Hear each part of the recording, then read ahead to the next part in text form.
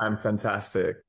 Amazing, amazing. I just saw you on live talking about like the dragon and Daenerys and Targaryen, and I was like, yes. Yes. I said everybody better be flying in the sky like Khaleesi with the dragon. Oh, I fucking love Khaleesi. She is like a boss bitch. Like apart from the Yeah. bit where she like set the whole place on fire, but I feel like that was a writer's error. But also too, I think I can understand what transpired in her because you have to remember she lost everyone she loved. So she lost the female girl, what was her name? Yeah, her friend. Yosani, no, Yosani or something. I can't remember. Yeah. It's her. She lost the blonde guy during the fights, which was her love, who protected her. It was like her protector. Mm. She lost him during the fights of the dragon. So these are her original OGs. Yeah. Yes, she had the guy from, what's it called? The Lannister, but he wasn't an OG. She Mm. lost her OGs. Her OGs were like the people that made her feel safe and solid. Yeah. And so after she lost them, she realized the reason why she lost them was because these people did not accept her as their queen, Mm. and they chose this other girl. And so that's why she's like, forget it. I'm just going to start all new and I'm going to burn everyone down. Yeah. Well, when you put it like that. And hello, I'm Betty, by the way. Nice to meet Hi, you. Betsy, darling. How are you going? I'm so excited to have you here. So I've been following your journey and your teachings for a few years now, and I saw you originally on Amber Lee Lyons' podcast when she still did Chakra Girl. I don't know if you remember. It was a few years ago. Well, Chakra Girl, yes, of Yeah. course, Yes. And with Dear Media. yes. And yeah, she was fabulous and you were fabulous. And I was like, who is this person? And then I like binge watched pretty much everything maybe you've ever done. I don't know if I can claim that, but I'm just so honored to have you here on the Cosmic Co Show. So I know you're very busy. So thank you for joining me in our little cosmic multiverse here. Woohoo!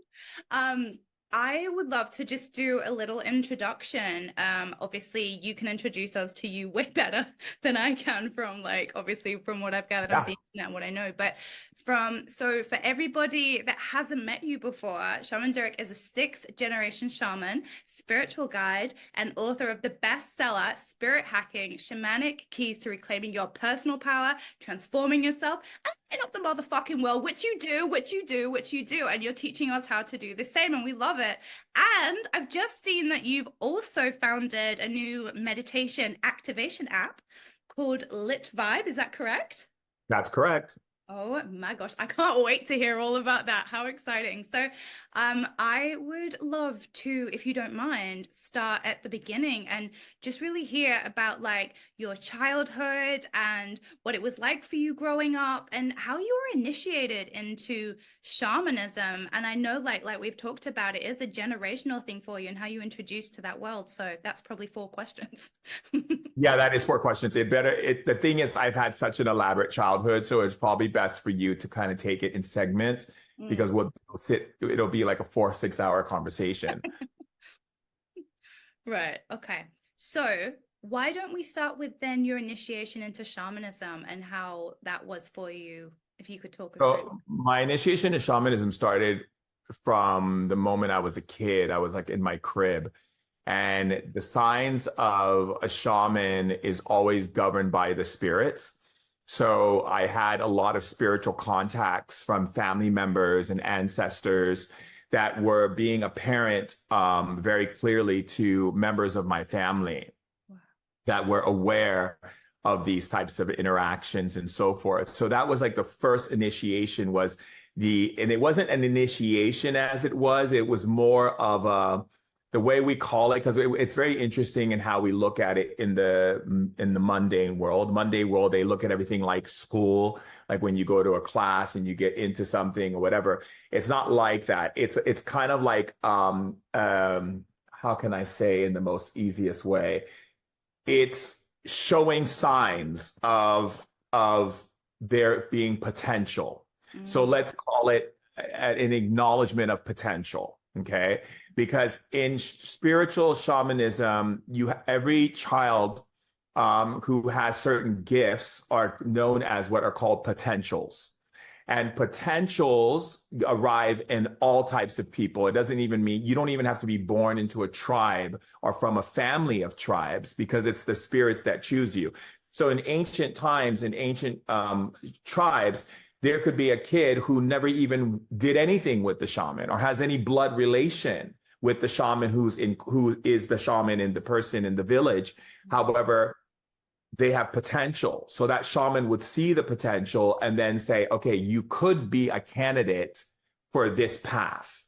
And I see people with potential all the time, but there's certain criterias that they look for in potential. So some of those criterias which I had, which were, I could see spirits, I could see ancestors, and I could call their name very clearly out of my mouth as a kid. And then the other potentials are how well and available I am to express my dreams, or to talk about the things that I saw when I was sleeping, or to be able to feel things in people that no one around could feel.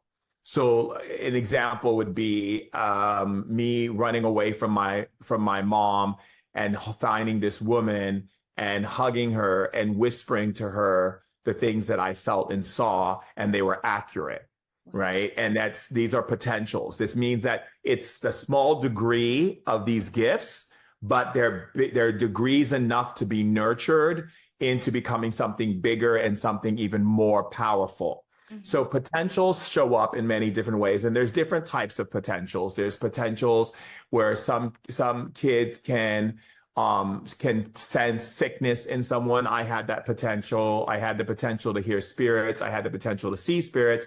I had a potential to know ancestors' names, which is something that a lot in tribal culture and also in any form of shamanism, they look for, because they want to know that the ancestors who have passed these things down are communicating to you. Wow. Right? Like, so for instance, when I was a kid, I was constantly visited by this African elder who said he's from the Kuba tribe. Now, I've never heard of the Kuba tribe, right? But then all of a sudden, my family knows that there is a Kuba tribe. And so that was an elder speaking to me and telling me things that only the Kuba tribe would know. So again, these are potentials. And so that was the first key, was my potentials. And then as I got older, my potentials begin to increase. So that's another thing they look for, because it's one thing to have one potential. That's not, if your potential is that you see spirits, that's not enough to step into them training you as a shaman. The potential has to be something that's greater than what they see. And for my family, it was challenging because all of my family members were hiding under the disguise of Catholicism.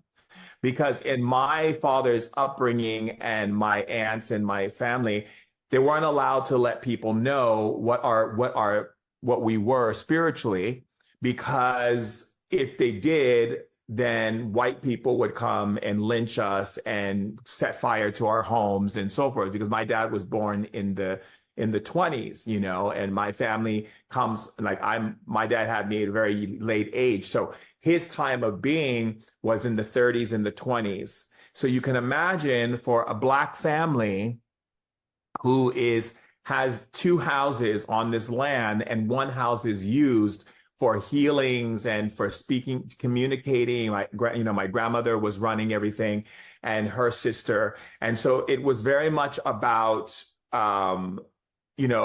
honoring our roots. And we called it at that time spiritualist, because a spiritualist was a form of a shaman, but we couldn't say shaman because shaman is not a word that comes from our roots. In our words, we have is babalao and priestess and things of this nature. It comes from African tradition. The reason why I call myself Shaman Durek is because I've had a lot of different shamans say, just call yourself Shaman Durek, because that's what you are, because in the Western world, they're never going to understand that. So instead of saying spiritualist, Durek, right? So Shaman Durek just kind of was born from that.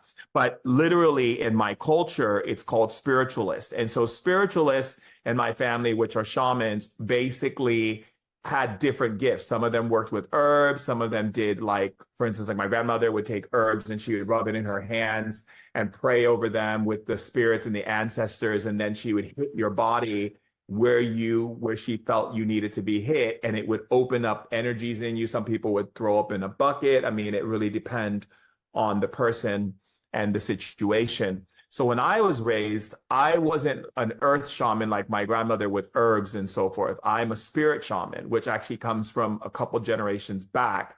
But still, the teachings are similar. Only difference is, as a spirit shaman, I'm governing the spirit world. She's governing more the plants and the medicines and the things that she used in order to help people. Yeah. So a lot of her time was spent in the kitchen, my father chopping wood and putting it in the oven and making herbs and poultices and, you know, all types of ointments and drinks and things. Whereas my training is more about communing with spirit, talking to different spirits, traveling to different dimensions, meeting with different fears that you know you would have in society, such as people called demons and dark spirits and all these types of things. These are teachers of mine. So my teachers would be teaching me, different spirits would be teaching me on top of my family members, giving me instructions on how to finish those lessons. Mm-hmm. So example would be a spirit comes in and says to me, we're going to send a spirit that comes in and torments you. And your job is to figure out how to stop being tormented. So spirit shamanism is very, how can I say, it's not easy. No. You know, I used to always say to my family, how come I didn't get the earth shamanism where I could just learn about herbs, write things in books, you know, how much I have to put into this formula and how much I have to put into this. Yeah. But it's not. It was different. It was about being able to confront different energies and how do I move myself through those energies, and thinking very quickly on what I know from my ancestors and also what my family was teaching me about the spirits and how they conduct themselves. So like, I'll give you an example. One night I was sleeping and I was told by ancestors that I was going to be visited by a spirit that basically is a very intense spirit, and I had to figure out what type of spirit it was, how to dismantle it, how to stop it from doing what it was doing, and to keep myself safe. Mm-hmm. So all of a sudden I'm sleeping. I have a friend who spent the night. My dog starts barking. I look up, I wake up. My friends are like, what's wrong with you? You've been shaking like crazy. I know when I'm shaking, there's a spirit near me. Mm-hmm. My dog's hair was lifted up. All of a sudden, my friend was like, what? There's some weird noise going on outside the bedroom. And it's in the what you call it? We have a thing called a recreation room. Mm. And I told my friend, stay in the room. You're not safe. I'll handle this. So I go in the room and I see these two spirits spinning around me so fast, like a tornado. And they're saying crazy things to me, breaking down my consciousness into fear. And it was like, we can destroy you. You're weak. It was like saying all these things to me. And I could see it and feel it. And it's whispering, getting closer and closer. And all of a sudden I started realizing, oh my God, like fear started coming up. And when the fear came up, I could feel one of them touch my skin. And so I was like, oh my God, this spirit gains its power off of by making me afraid. It dismantles me and then uses my fear as a way to break into this world so it can physically harm me. So in that moment, I started to think I have to counterbalance it with its own medicine, like its own thing that it's doing, not medicine, but its own poison, right? So what I did was I said, you're weak. You have no power over me. You can't touch me. You're losing your abilities. Look at you spinning around me. You wish I would be afraid. And then I started feeling some fear coming up. And I said, the only thing that I feel right now is my ability to see how powerfully I am over you and how weak you are. And I kept saying it. And the spirit started shrinking and shrinking and shrinking to the point where I saw it turn into a mist and evaporate. So then I was talking to my aunt, and my aunt said, you passed, you did it, you stopped it from hurting you. But like things like this, but what if I didn't do it? Then I get hurt. And I think that's the juxtaposition of what it means to be a spirit shaman, is that there is this kind of like, what's the word? Place where we have to learn how to navigate the spirit world properly so that we're not putting ourselves in harm's way. Because there's many times that if I didn't pass, I would have died. Yeah, wow.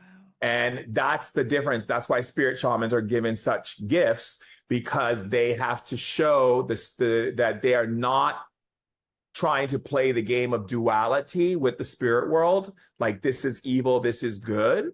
We don't look at it that way. And as a spirit shaman, we see everything as a spirit and its own individual right and its collective right. So we go, oh, so this spirit is doing this and this and this. I don't treat it like a religious person would, where they're like, down, Satan, be done, right? Because that just gives them more strength. And spirits love when you cast them aside, or you try to, what's it called? Condemn them, because they get more powerful when you condemn them. So every time you condemn them, you're basically saying you deserve to stay in the darkness. So I'm giving you to the darkness to give darkness more power. Yeah. But the more I transcend them versus condemn them, then that spirit turns back into its original form, which is the light. So it's kind of like a spirit waking up out of this nightmare and going, oh my God, what have I done? I had no idea that I've done those things. I couldn't see the light. I couldn't find my way. You didn't give up on me. You gave me a chance. You helping me ascend. And then that spirit remembers, and that becomes an amazing ally. And so people always say, how come the spirits listen to you? Because I built so many allies since I was a little boy. You see? So instead of the spirit in my closet who was trying to scare me as a kid, I became friends with the spirit in my closet who tried to scare me. And I became friends with it. And it helped me to understand why it was there and what its purpose was. And when it told me the reason why I go to kids and scare them and make them afraid of the dark and make them afraid that there's a monster under their bed or in their closet, is because we don't want people to grow up and to search into our world. We want them to be afraid of the darkness, so they'll never go into the darkness and try to bring us home to the light, because we don't feel we deserve to be in the light. So that was like an awakening for me. But again, I had to confront it. And if I didn't confront it, then that thing would have power over me. Wild. I love that you're sharing that as well. Thank you. And you actually, just by, I know you know this, but when you're showing up and you're telling these stories, I remember you said about helping spirits into the light, and I have had spirits like mess with me since I was 5, but I didn't know what to do with them until I heard you say about, like, do you want to go into the light, spirit? And then you imagine them and like, what messages do you have for me from the light? And that was just, yeah. It's life-changing when you've been messed with since you're 5. And like, yeah, so just thank you so much. Because you had potential. That's why you were messed with.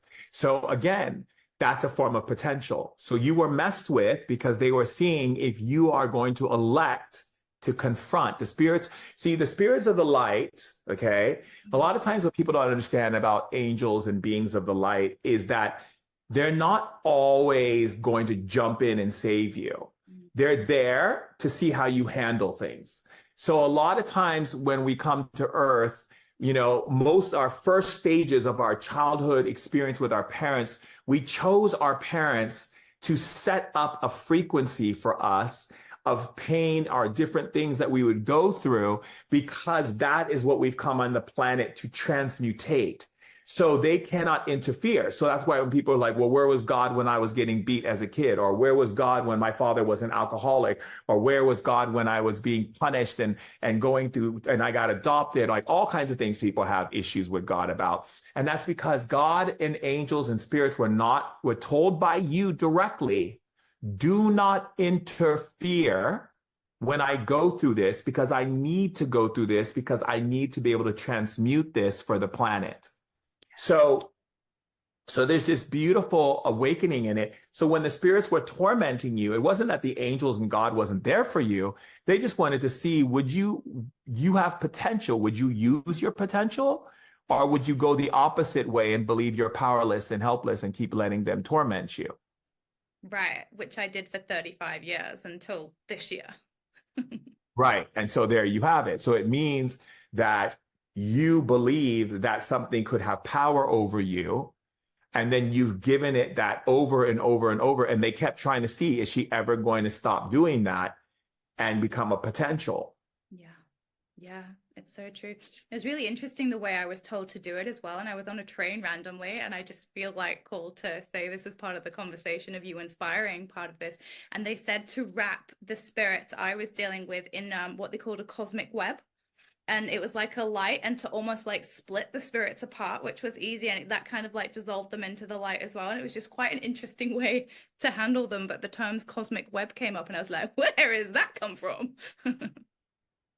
Yeah, I mean, there's many ways that you can do things. I myself always like to do it from a perspective of love at the highest level. So I'm always thinking like this spirit has already been tormented so much in life and in death, and they are suffering in the darkness because they can't see the light. So they think everything they do is to protect you. So when a spirit comes, like, let's say, for instance, a person doesn't want to move forward in life and they don't want to take responsibility for what it would take to be powerful, then a spirit will come and do things to them so that they have an excuse. So the spirits in the underworld, they give us excuses to not be the amazing creators that we are.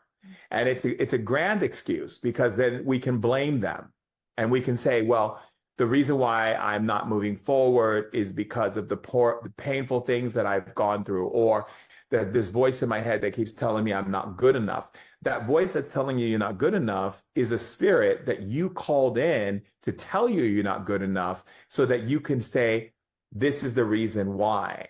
So it's giving you an opportunity to hide from the light, right? And a lot of times what happens in humanity is that human beings don't want to take responsibility that they would do that, because humans don't like to be, what's it called? They don't want to be considered bad. Right.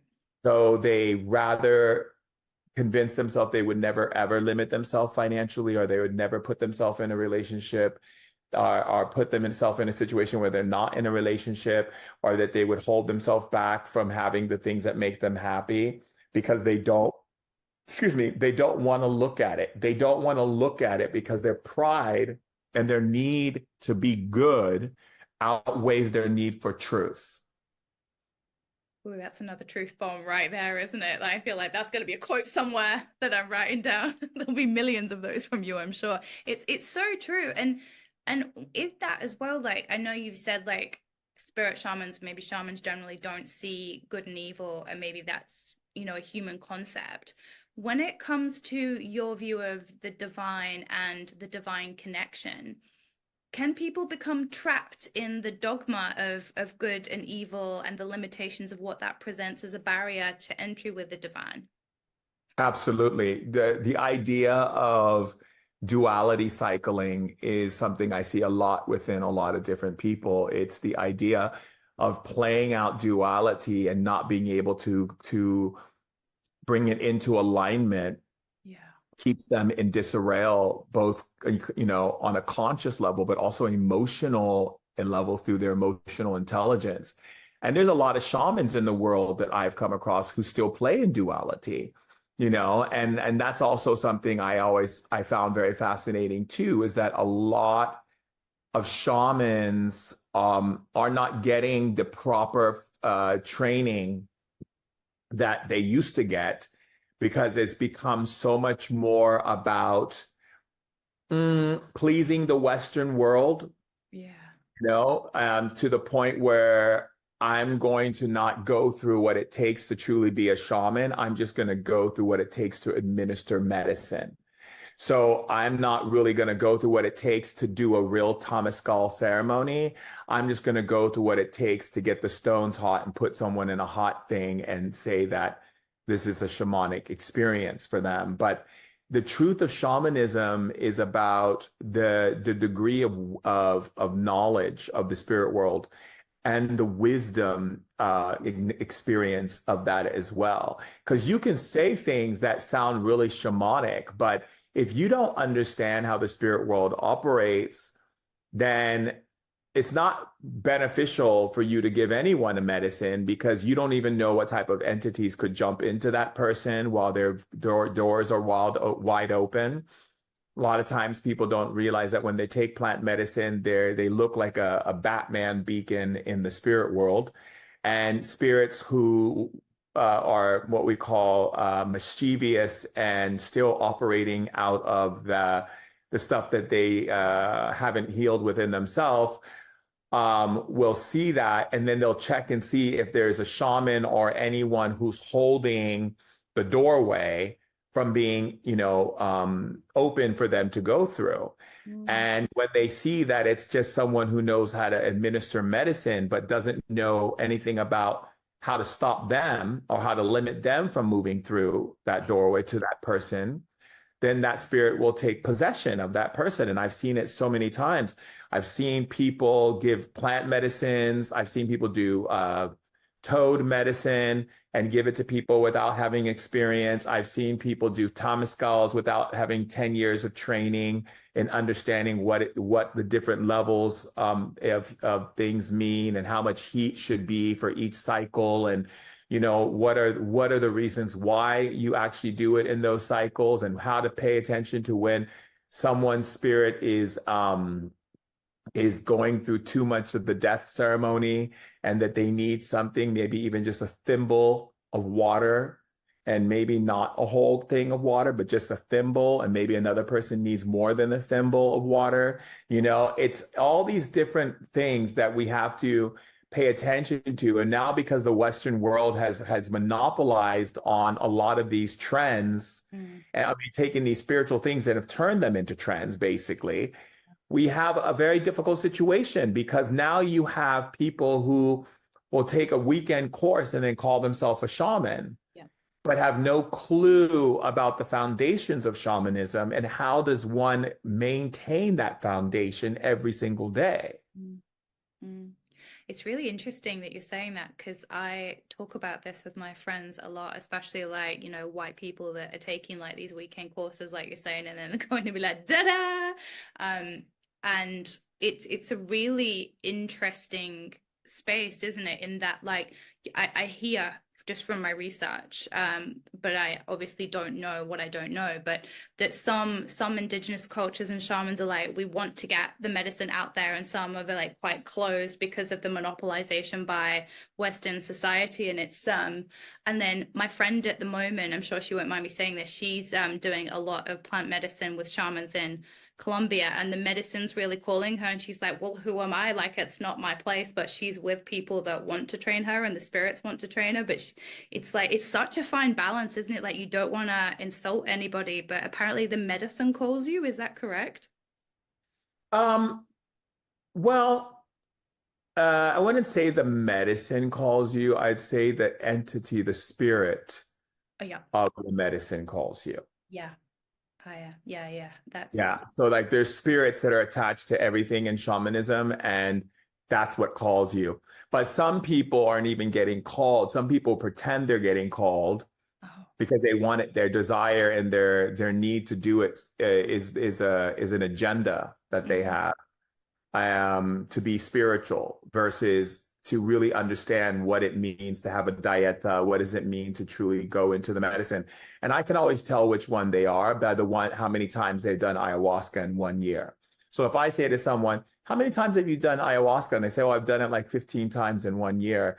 I mean, I can see very much that you are not in relation with the spirit, because the spirit would say to you that you don't need it that many times to understand the teachings, because every medicine is giving you a deep understanding of something. But what happens is, in the Western world, people go into this idea that it's not enough. I need more. I need more. I need more. I need more. There's more. There's more. Something else I'm missing. There's something else. But they haven't even spent time with that which was already shown to them by Aya, or by the Ibogaine, or by any of the medicines that are out there, right? A peyote or whatever.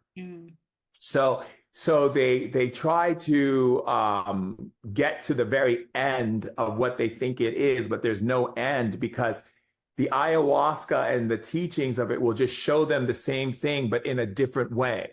But it's still showing you the same thing. It hasn't moved you forward. You haven't moved, you haven't graduated because you did ayahuasca 5 times. You graduated from the first time you did it. The ayahuasca is smart. It knows that you have not done the internal things to integrate the lessons and the teachings. So it just brings it to you, but it shows it to you in a different way, but it's the same teaching. Right. But because they see it in a different way, they think it's a new thing they got.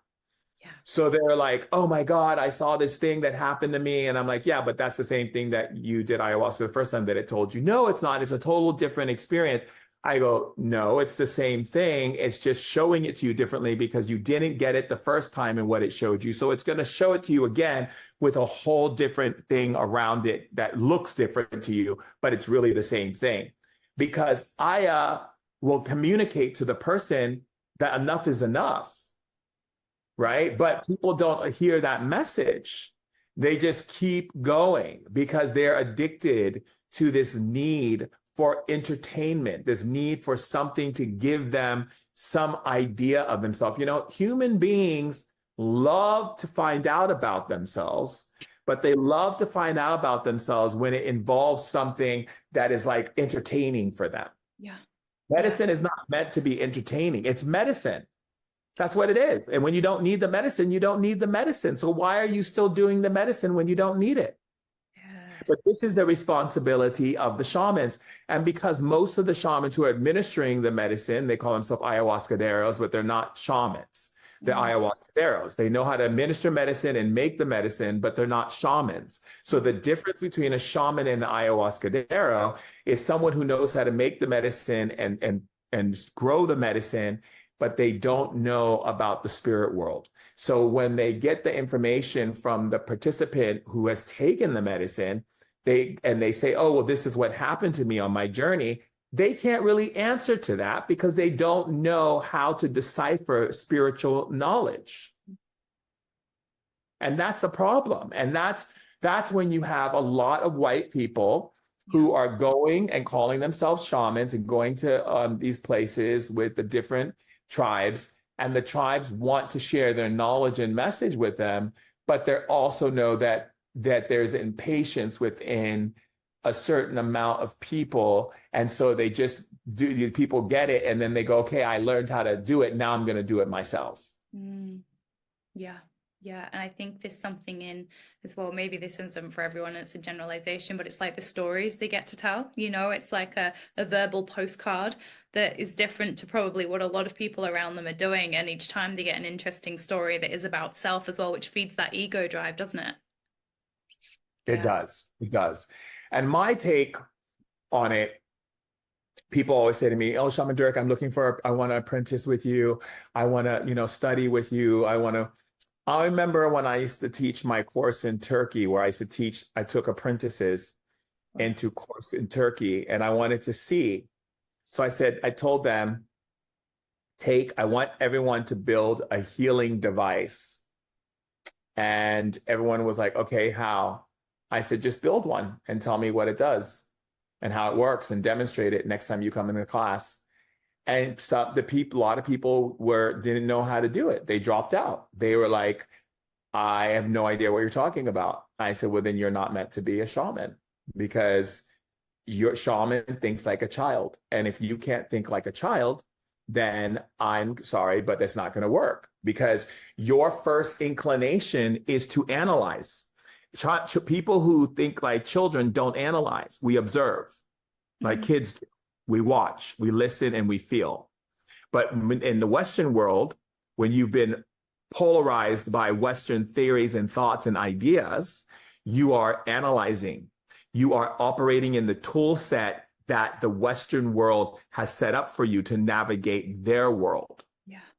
So when people come in with all of these Western ideas and theories and practices, I'm like, you're not, there's no way I could, I can't teach you shamanism.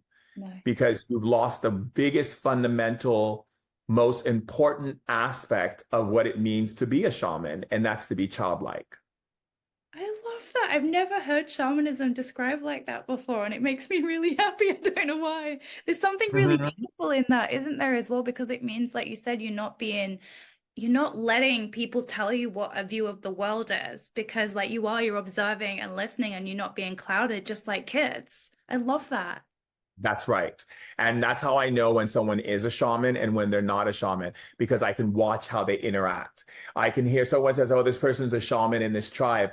I go, okay, maybe they were trained in being a shaman, but I don't know why they were chosen, because they have no connection to their feminine energy. They're coming off too masculine, which means they can't access the spiritual world in the right way, because you have to access it through feminine and you have to access it through masculine. And what we understand is we understand that if you are just masculine, you can't, there's a lot of spirits that you won't be able to communicate with, because they won't communicate masculinely. They'll communicate only through feminine energy. And so again, we have to be fluid in our energy. We cannot be one way or the other. I can't be like, I'm straight or I'm gay. I have to be like, I am all things in one, so that any energy that comes from any dimension can pass through me. If not, then I can't be available to it, right? And then that limits me from accessing the spirit world, because the spirit world is filled with so many different dimensions that are existing on so many different levels.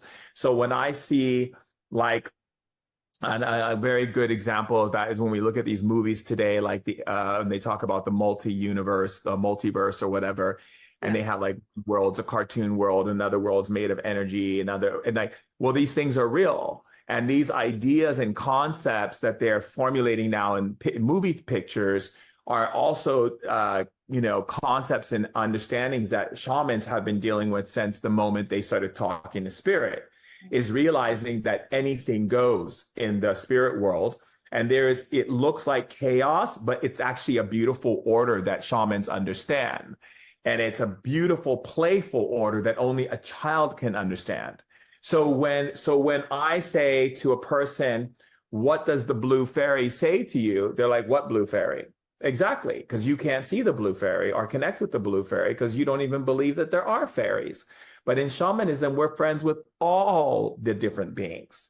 So we know how to communicate to the fairies and to the elves and to the gnomes and to the tree sprites and to the dryads and to all the different creatures and spiritual beings. We know what a witch looks like when we see one, or what a wizard or a sorceress looks like in human form. We know what an incarnate of a mermaid looks like from a human form to a non-human form. We know when someone was once in another dimension, living in another dimension as a spirit who took a human body and chose parents in this dimension. And even though they born out of the human form, their spirit is still of the ocean. We know what it looks like. We know what it smells like. We know what to feel, what senses to feel. So we can see bodies, how people walk, and oh, okay, so you come from an elven realm, because look at how you are so good with your crafts, you're good with your skills, and the way that the trees move around you when you walk. All of these things can tell me things, right?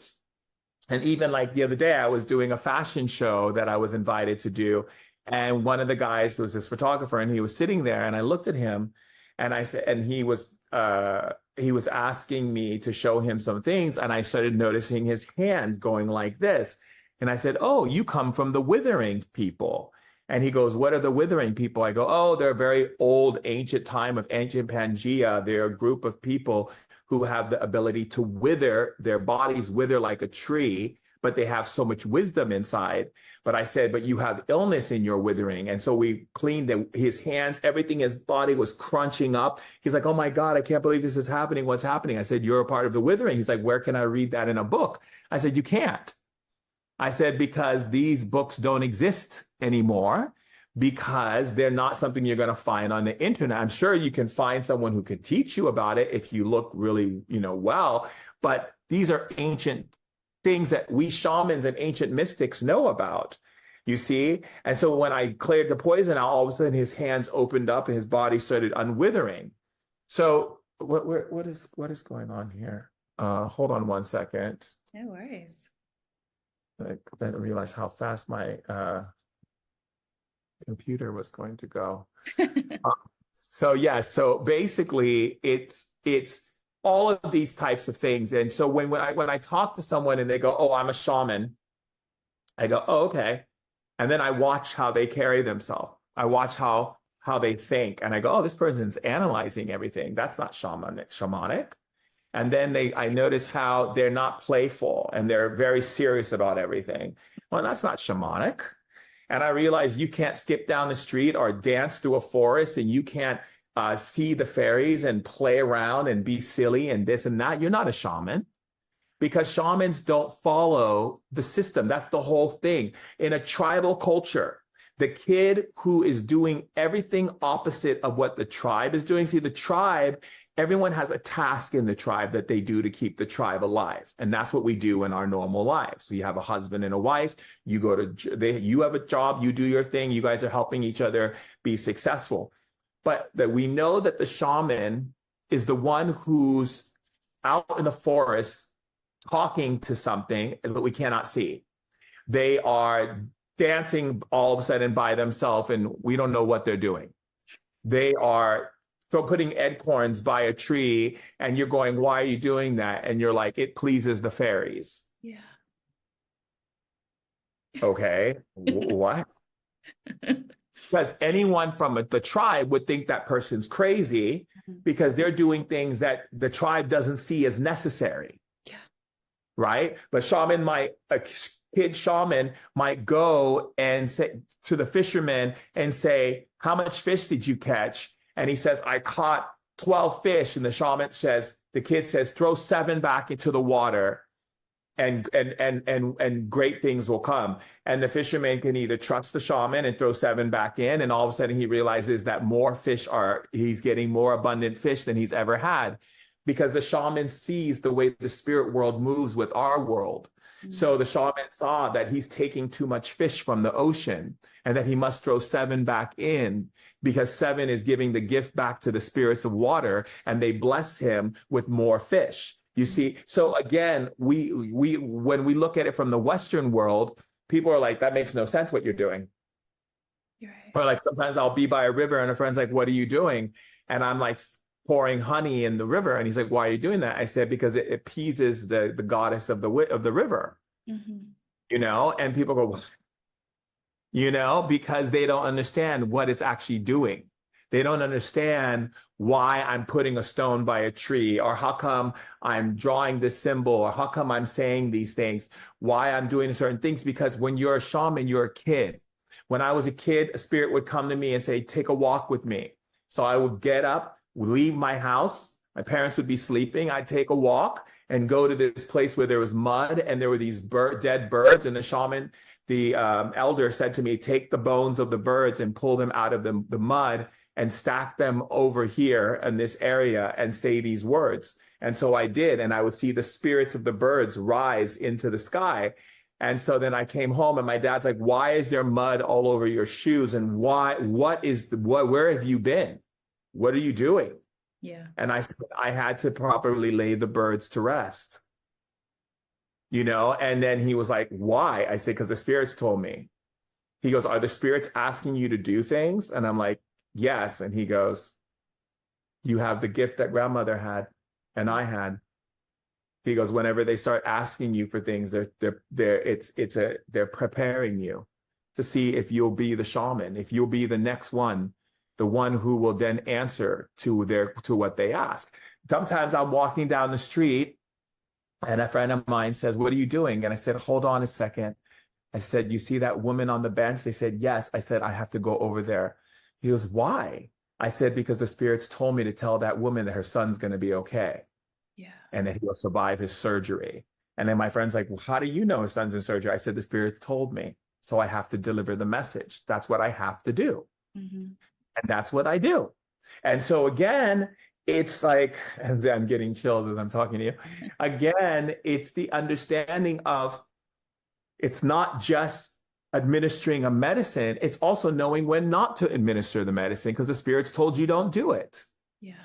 So just because every single person comes and says, if you're an earth shaman and they say, "Oh, I want to take medicine," you're supposed to go to the spirits and ask the spirits, is it in the highest good for this person to take this medicine? But you see, now you've got people who aren't trained in shamanism. They're trained in serving medicine and making money.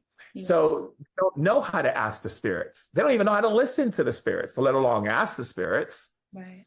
So all of these things are devotional. These things are about you really seasoning yourself and who and what you are. And I think that why people like coming to me is because I show them how to come into those potentials within themselves.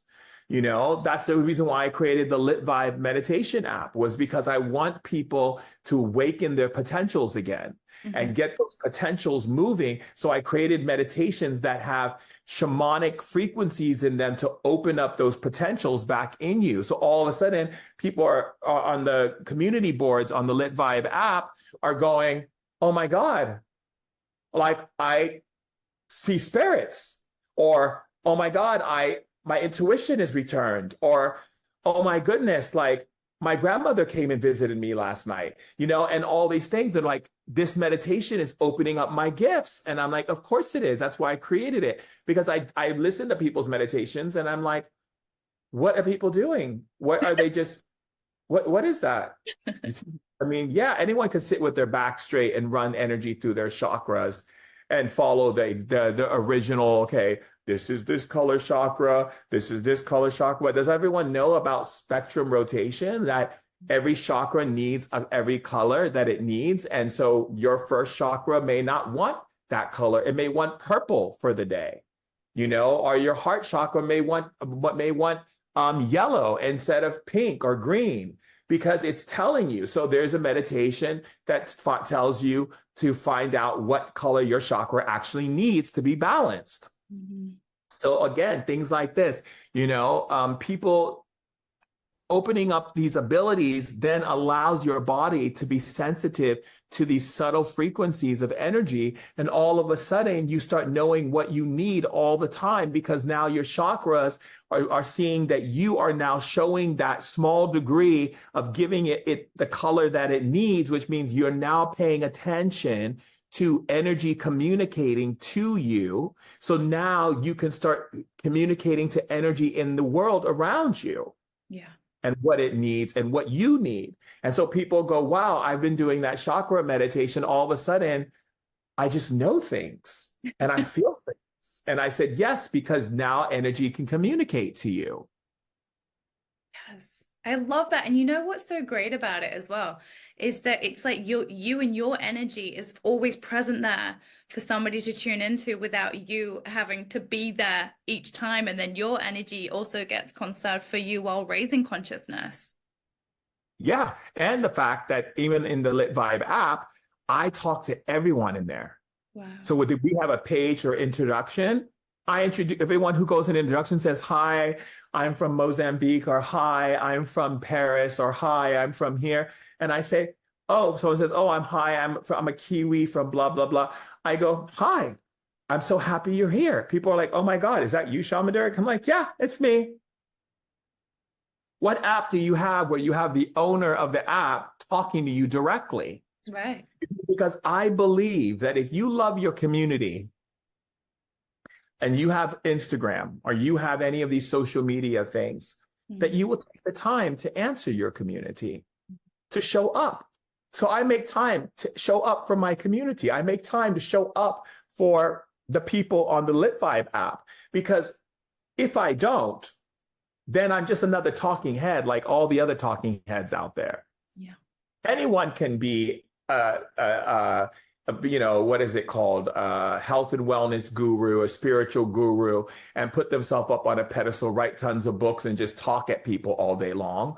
Or you can talk to people, but then stop talking and hold space to see people's intelligence and then help them to nurture that intelligence, that emotional intelligence, that ability to awaken their gifts and their abilities so that they can be self-sufficient and not codependent, but sustainable. Yeah. Yeah. And that's what I believe in. That's the new spiritual, how do we say, what the spirit world wants to see people become, which is sustainable spiritual being, not someone who only calls on the spirits when you're in dire straits, but you have a relationship with them 24 hours a day, 7 days a week, all the time, every time. It's not only when you're going through difficult times, but it's like you are a part of them and they are a part of you. And that is what it means to be devotional. That's what it means to have reverence. That's what it means to be dialed in as a spiritual being. Yeah. Someone who's choosing to seek the spirits as a relationship, as if you would a best friend or someone you're in love with, and build a sustainable communication and relationship with the universe. Yes, through spirit. For counsel, for sharing. Maybe a spirit comes to you and says, hey, I know you live by this park. Can you take a quartz crystal and put it by this tree? This tree needs your support. And you go and do it because it's not a one-way street. And a lot of times people think spirituality is this one-way thing. I'm going to talk to my guides. Why? Because you want them to fix your problems again. But did you ever ask your guides what they need? Right. I have never asked my guides what they need. I'm going to confess that right now. Yeah, right. Yeah. I love that. What do you need? I'm going to get loads of requests tonight. I'm going to be busy, Shaman Durek, after this. Yeah, I was stranded in Italy when I was in Sardinia. I was in Porto Rotondo, and I didn't have money to get home in a taxi because I thought I was working for this prince, and I thought this one prince was going to give me the money I needed to be able to take a taxi home, but he felt it in himself that the fact that I got to do a session with him, that he was giving me a blessing. So whatever. The point is, I was stranded. And I asked Spirit what to do, and Spirit says, "Don't worry. We'll just go to the town and find the place with the yellow awning, and we'll be there." And meanwhile, there's this artist in her studio painting, and she decides after her painting break, she decides to meditate, and she asks the spirits what can she do for them. And the spirit goes, "Pick up this guy sitting under the yellow awning in the center of town, and take care of him for us." And sure enough, she went and sat next to me and she said, "What are you doing here?" And I told her what happened. And she goes, "Oh my God, it's me. They told me to come and get you. Let's go." That's so cool. I love that. Okay. All right. Noted. And for everybody listening, watching, noted. It's a dialogue, not a monologue. Yes, exactly. I asked Spirit, Spirit said to me, I asked Spirit, "What do you want me to do?" It said, "The next time you see someone struggling to get somewhere, give them a ride." So I was like, okay. So I was riding to my office and I had to do some recording, and I was going up the Hollywood Hills, and there was this man and I could see him out of breath, and he was like struggling to get up this steep hill. So I stopped my car and I said, "Do you need a ride?" And he goes, "Oh my God, you would do that?" I said, "Of course, please get in the car." And I drove him up to his house. His car had broke down. I drove him up to his house. And then Spirit said, "Thank you for fulfilling that task for us." Wow. Yeah. So it's a relationship. It's a relationship. Yeah, I love that, because I think a lot of us are just asking, like, what would you have me do? What would you have me say, and to who? But it's for our benefit, not necessarily for like other people. So I love that. Yeah, the dialogue relationship.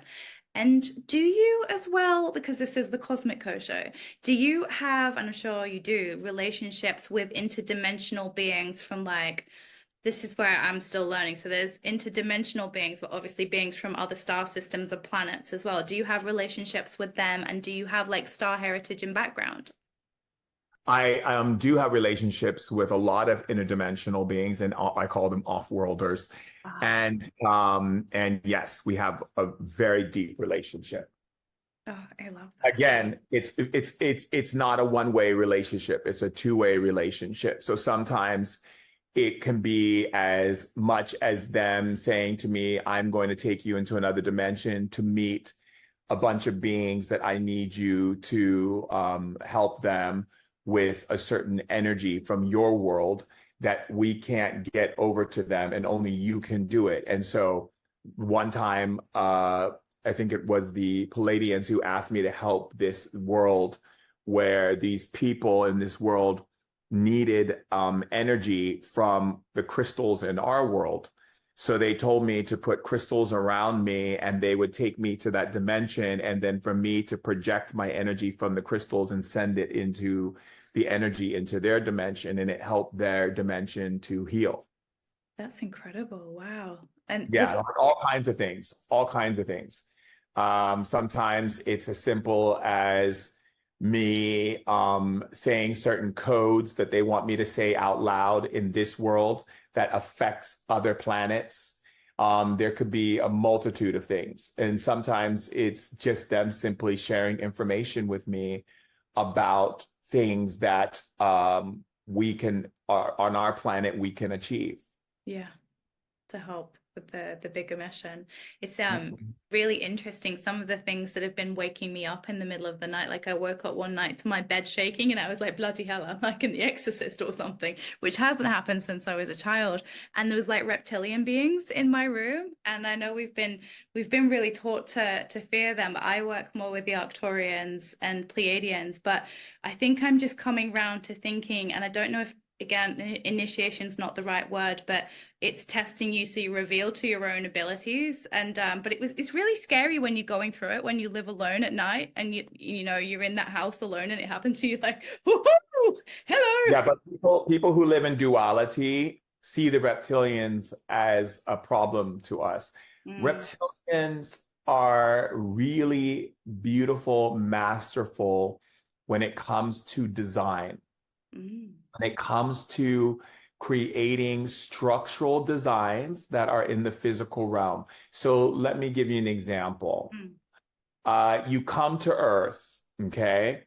And this earth has what we call designs that keep us safe from what we could actually really do to each other if we didn't have those designs in place. So let's say, for instance, those designs were not in place. I'll just give you an understanding of what if they weren't in place. You come to Earth and you think, I'm afraid of drowning. And then the next 2 hours you drown. You're dead. mm. Then you get into another body, you come back to Earth and you say, I'm afraid that someone's going to shoot me. All of a sudden, this person comes around the corner and shoots you. So you get a reptilian who says, okay, that's not going to be supportive. So let us build a design where they have resistance. So, okay, now you say, I'm afraid that someone's going to shoot me. Okay. Well, that person who is going to shoot you because you're saying it hasn't gotten to you yet because time is moving in a different sequence thanks to the reptilians. So they're creating what are called buffers of energy that are siphoning energy from you in order for you not to fully manifest immediately until you learn how to become a greater manifester. So when they see that you have moved through the trials of them, not when I say trials, they want me to be clear about it, but it's kind of like mental emotional tests of how would you use your power. So would you manifest something if you had nothing resisting you? Would you always manifest something beautiful for the planet and for yourself? Or would your mind go into forms of fear and lack and limitation. And therefore that could be the thing that destroys you and the people around you. So they create structures. Now, for some people who are in the realm of duality, who still live in the idea of good versus bad, they see any form of resistance or being held back. They see it as a form of control. They see it as a form of manipulation. They see it as a form of, withholding them from their light. Human beings are a very fascinating species because they feel like if they don't get what they want, then something must be wrong. They don't understand that there are beings that are there to protect us from ourselves. We are not an easy species, by the way. We're a dominating species. We have what is called a dominant gene. That means that until we learn how to reconstruct that dominant gene, our natural function is to take over. It's just our species because we're half human.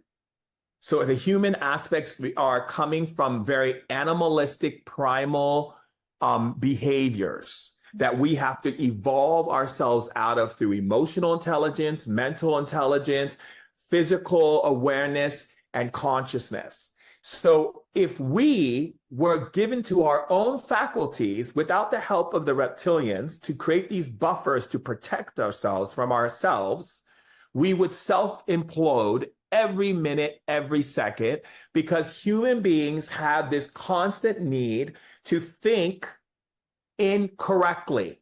So what does that mean? It's called malfunction in thinking. You can already see with the buffers that we already have, how much malfunction in thinking we're already doing. And those buffers aren't even, the buffers are so there, but what happens is it only slows down time. So eventually what it does is it will show up if you keep thinking it. So if you keep thinking someone's going to shoot me, someone's going to shoot me, someone's going to shoot me, someone's going to shoot me, they maybe avoid you getting shot today, but they can't avoid it in 10 years or 20 years because the buffers have a time limit. Right. Set, meaning for them, there's a certain amount of restriction they can create so that things keep evolving. If they put full restriction on us, nothing would evolve in this dimension and we would cease to exist. And they know that that would not be in alignment with all of the other beings. So each being has a certain thing that they're doing for the earth. So for instance, reptilians create these buffers and these limitations and these things that are actually helping us to make better decisions so that when we do finally make a decision, we actually have time to change it. So we can say, oh, I feel like I'm going to get shot. If I keep saying I'm going to get shot, right? If there was no buffer, I'd get shot tomorrow or the next hour or the next 2 minutes. But because there's a buffer, it gives me time to go, you know what? I don't want to get shot.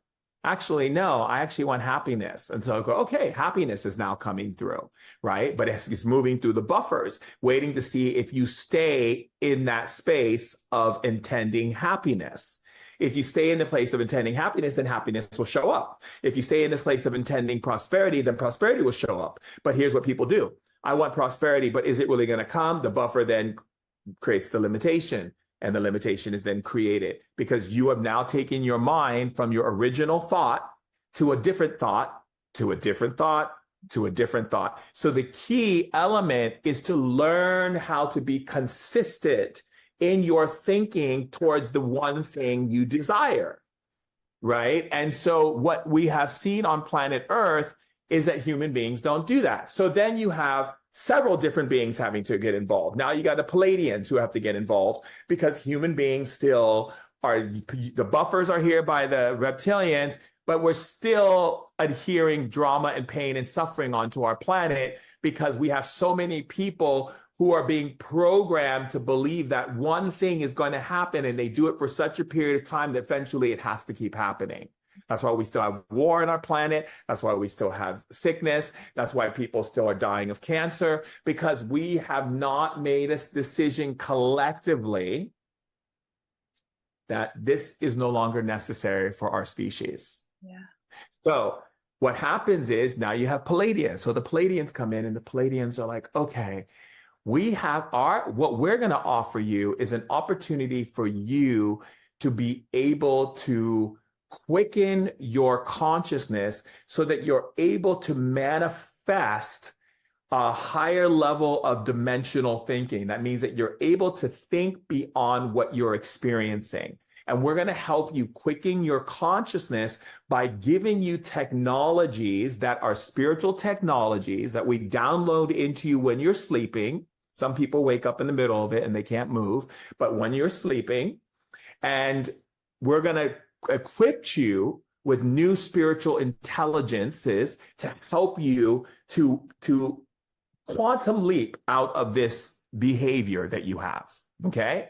And then you have the Octurian saying, we're going to come in and we're going to restructure your language and how you communicate through different pathways of communication. So you're not just stuck in one form of communication. And not only are we going to do that, we're even going to bring back what we gave you a long time ago, which is the ability to speak in tongues, where you can speak through the emotions, because Octurians don't express emotions, they express logic.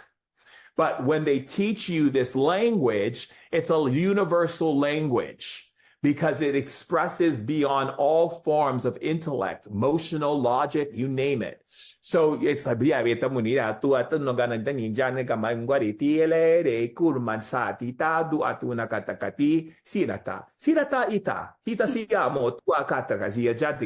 see, and that was given to us. That's why you have more people, they call it light language, whatever. It's called tongues.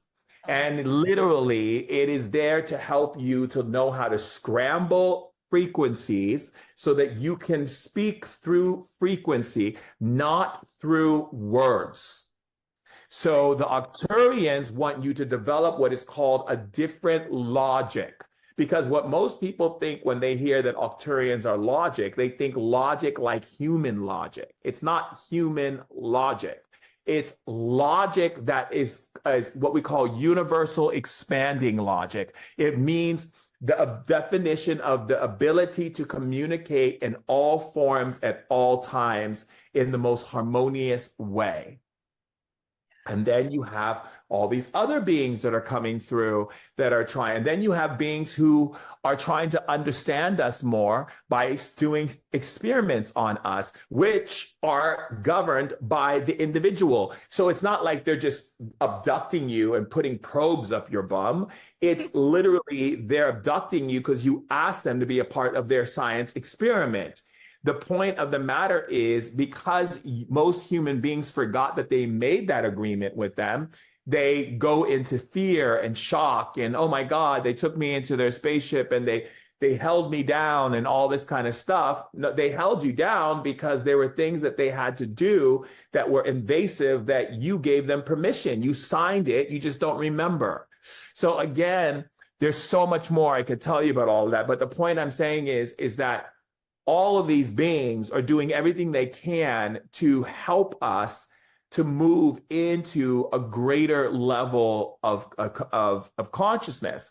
Now, the difficulty we have here is that we have what is called an underworld. The underworld is kind of like a thin veil between our world of spirit that exists within the spirit of not being realized completely, which we call darkness.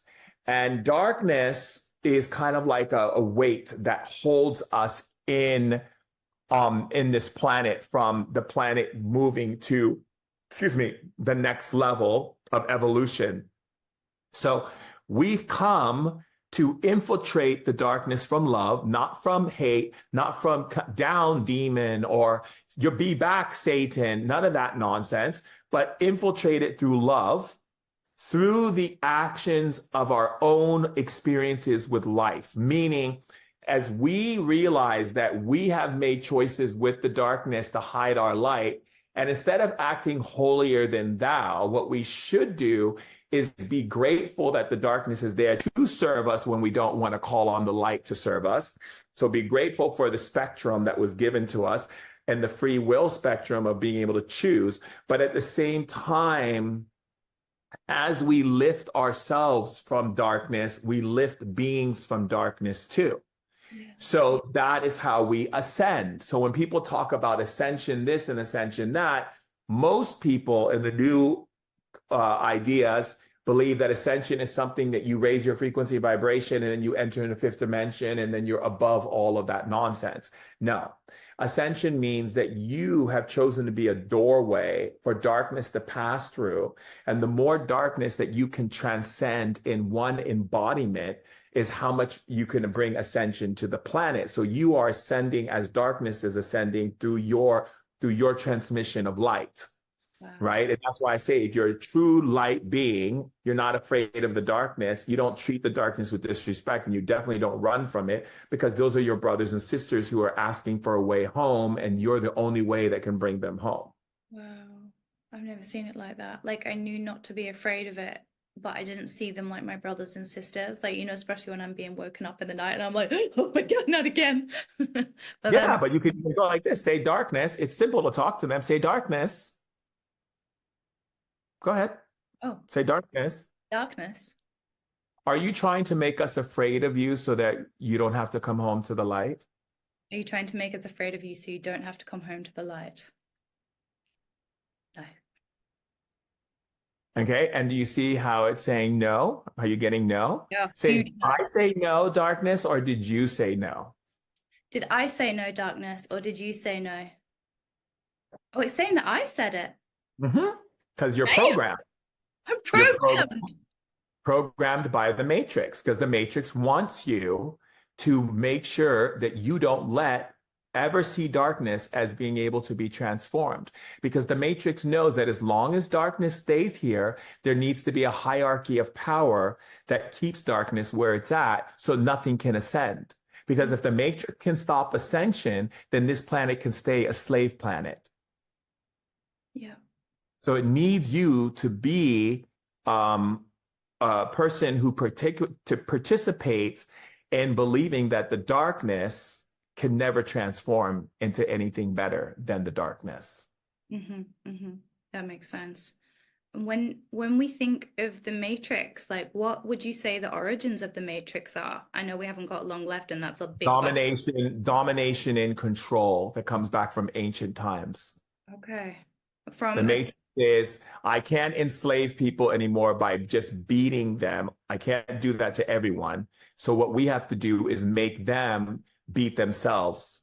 And that will, then we can just decide how they beat themselves and when they beat themselves and what they're allowed to see and what they're not allowed to see, and we'll keep them trapped. So let's say, for instance, you're focusing on war and there's war happening. The Matrix's job is to make sure that you believe in that war by telegraphing it as much as possible in front of you until it affects you emotionally. The moment it affects you emotionally means you accept it. Yeah. The moment you accept it, you are now participating in that war. Even though you're not in the war, you're a participant of it going on the planet. That means that you serve the darkness. You are serving the part that keeps it in that position. If you are a person that, let's say there's war happening on the planet, and then all of a sudden this newscast comes on all the TVs around the world that says, focus on us not having war, focus on people having peace, focus on people loving each other, and everyone in the world did that, the war would stop. People would start loving each other and so forth, because everything that you see in the physical realm comes from the behind, which is in the spirit realm. Mm-hmm. So when there is chaos in our world, it's because we're generating energies of chaos through ourselves. Mm-hmm. So like when a husband and a wife fights, they think they're just having a simple argument. No, they're actually creating an energy source that goes out into the ethers, and then the ethers accumulates all the same frequencies to merge together, become bigger, like a cloud. And then that cloud creates hurricanes, war, famine. That cloud creates leaders to think in ways that are destructive, because it is now feeding the system that needs to be fed. And the Matrix knows that. Yeah, yeah. And when people talk about like the Matrix, they talk about like darkness creating the Matrix. Would you agree with that? No, darkness doesn't create the Matrix. So there's like, and then other people think that it's like higher dimensional beings that have created it so they can siphon our energy, which is an interesting concept. Yeah, okay. And that's on that. What are your thoughts on that? I think that the higher dimensional beings they're talking about is us. Oh, yes. Okay. Like a future version of us. Well, time being concurrent. A future version of ourselves in the dark, operating from malfunction and thinking and believing that we have to have dominion over each other. So we have to siphon each other's energy because that's what we're doing. Yeah. Okay. God, we really do screw ourselves, don't we, as a collective? Yeah, we do. It's not funny, but I don't like what else like can you Yeah. say? Whew. And as we're just sort of closing as well, I'd love to just what has there ever been a question that you wish somebody had asked you in an interview? No, not really, actually. Because I'm a multidimensional being, so I'm looking at I just see what people choose to ask me. I don't usually front answers to them because I want to see how far they're willing to go down their rabbit hole for themselves. Yes. Yeah, I love that. And would there be any advice that you would give to people, just top line, if they want to deepen their connection to themselves and God? What would you say top line is a way to do that? Well, I would say the first top line is to get into a space where you stop creating dominions over you.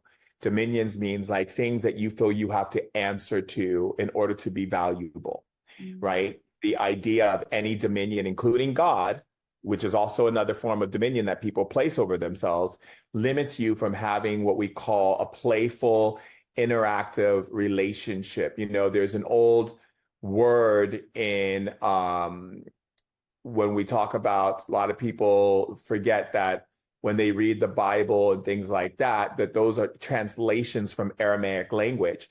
Aramaic language does not have the same way we speak in English.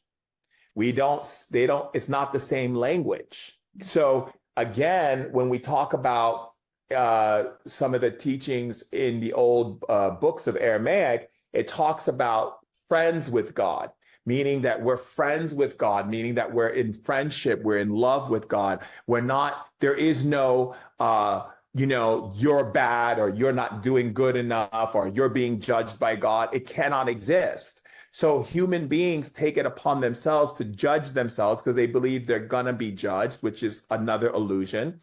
They take it upon themselves to condemn themselves because they feel like they've done something wrong when they're eternal beings, and that this playground that we're in gives us the opportunity to make as many choices as we can because we're eternal. Nothing ever dies. It just changes and transforms. So when you see an animal die, yes, it may have suffered in its death from what your perspective, but the animal's not dead. It's just existing in another dimension. But on this planet, we see something die. We're like, oh my God, it's dead. Oh my God, they're gone. But it's not. It's eternal. We're eternal. We're eternal beings here. So if someone was to take my life tomorrow, then they took my life, but I'm still existing. I might choose to come back as someone else, or I choose to go to another planet, but it's my choice. But again, we get so caught up in this need to control everything instead of start having a playful relationship with spirit, have a playful relationship with the creator, have a playful relationship with the voices in our head, a playful relationship. Like if a voice says to me, you're an idiot, I'll say, now, you know, that's not true. And I don't know why you want to say something like that, but I need to take you to the light because it's time for you to ascend.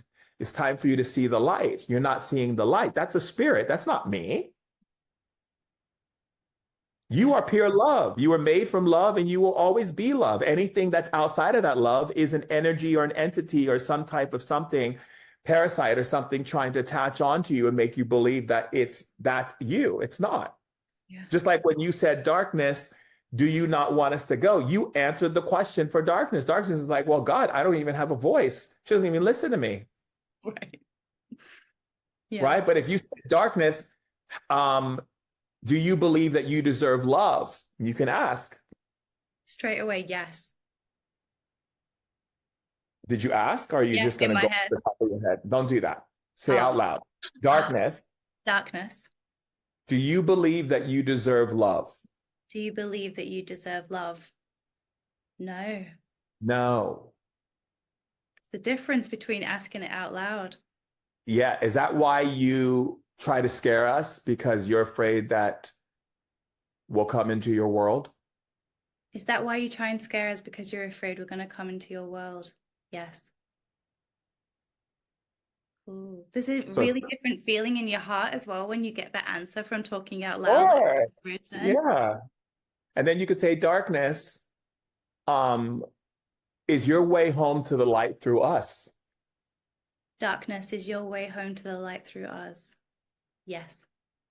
And if we deny you, And if we deny you, then the fear will keep coming. The terror will keep coming.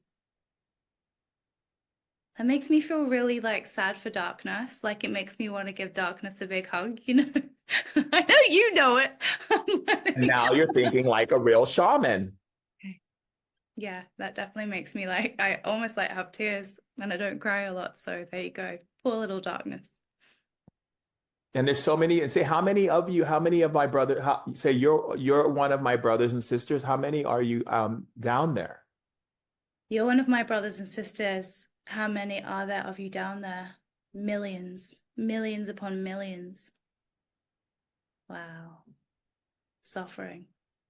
And why can't you come home? And why can't you come home? We don't believe we deserve to. Separation. You got it. And who keeps us separate And who keeps us separate and reminds us that we're bad? and reminds us that we're bad? We do. As in That's right. humans. We are the gatekeepers. Damn. And until we let go of judgment, until we come into true love, true compassion, true understanding of these beautiful traits, we will continue to suffer on planet Earth and have war and all these things because these are the denials that we have of bringing the darkness to the light. Well, I feel that. I think that's a beautiful place to wrap that up. Thank you so much. And thank you for everything you do. And could you share with people who don't know where to find you and just a little bit more about how they can work with you and about the app, maybe how they can download that? Yeah. So you can find me at shamandurek.com if you want to set up a private with me, or if you want to come and do like live healings on my Instagram. I do it every Tuesday. And you want to get on the Lit Vibe app, everything is on the website. You can go to Apple or Google Play and sign up for the Lit Vibe app and subscribe. You can talk to me directly on the Lit Vibe app. I have a podcast, Ancient Wisdom Today, and we have a lot of great things on the website too. If you want to take classes and learn more how to awaken your gifts and your powers and learn things that aren't being taught in regular spiritual schools of thought, you can do that on the website at shamandurek.com. Incredible. Thank you so much. That was just amazing. Everything I was hoping and even more. And I'm definitely probably going to go and cry after this. Yeah, it's a very touching thing when we find out the truth. Yeah, it really is. So thank you very much. I hope you have a magical week and I'll be in touch Thank with you you. soon. Thank you so much. Thank you, darling. Thank you. Bye. Bye.